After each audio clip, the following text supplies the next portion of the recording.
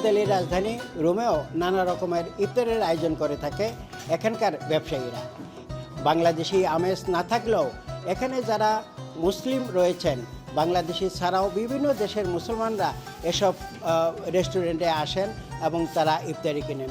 আমরা এখন রয়েছি ইতালির রাজধানী রোমের সবচেয়ে পুরনো রেস্টুরেন্ট টেস্ট অফ ইন্ডিয়াতে। এখানেও তারা নানা আইটেম তৈরি করেছেন এবং পুরনো রেস্টুরেন্ট হিসেবে এই রেস্টুরেন্টটিতে মানুষ ভিড় করে এবং তারা নানা আইটেমগুলো এখানে থেকে নিয়ে যান। আমরা এখন কথা বলবো এই রেস্টুরেন্টেরই একজন কর্মীর সাথে যে এবারে তাদের রেস্টুরেন্টে কি তৈরি হয়েছে এবং তাদের কোন জিনিসগুলো বেশি বিক্রি হচ্ছে। আমাদের এখানে আলুর চপ আছে, বেগুনি আছে, ডিম চপ আছে, জালি কাবাব আছে, তারপর মুগের টিকা আছে, পেঁয়াজু পাকোড়া, এছাড়া আরও বিভিন্ন ধরনের কাবাব আছে, সাত্বিক আছে, সাথে জিলাপি আছে, শাহী জিলাপি, বুন্দি, আরও ধরনের মিষ্টি আছে বিভিন্ন রকমের।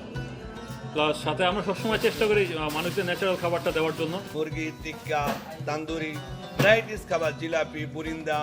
আমাদের খাবার এবার আগের থেকে অন্যান্য বছরের তুলনায় এবছর আমাদের ইফতারি প্রচুর বিক্রি হচ্ছে। বিদেশিরাও আসে, ইফতারি খেতে নিয়ে যায়, ওরা বাসা নিয়ে যায়, পছন্দ করে ওরা। প্রবাসী থেকেও আমরা দেশের ইফতারির আমেজটা এখানে পাই, খুবই আনন্দের বিষয়।